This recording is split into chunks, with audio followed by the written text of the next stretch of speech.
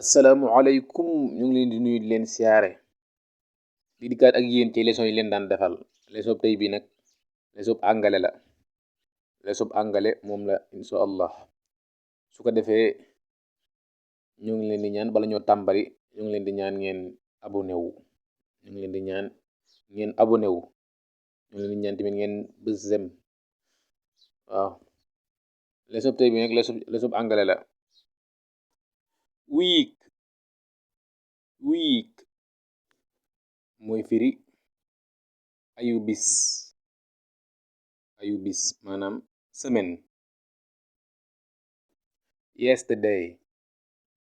yesterday mooy firi démb maanaam hier.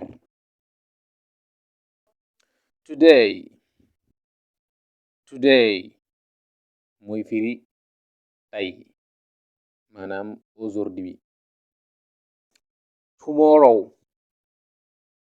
tomorrow mooy firi suba maanaam demain. monday mooy firi altine maanaam lundi. tuesday mooy firi talaata maanaam mardi.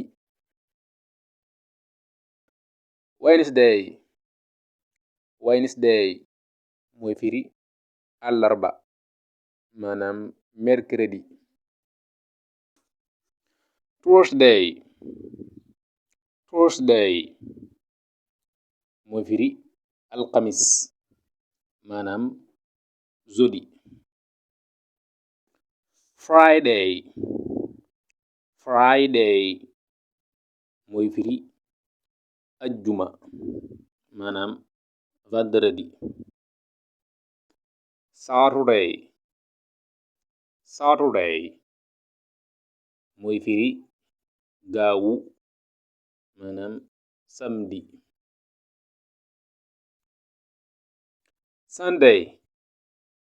sunday mooy firi dibéer maanaam dimaas. waaw ñoo ngi leen di ñaan ngeen abonné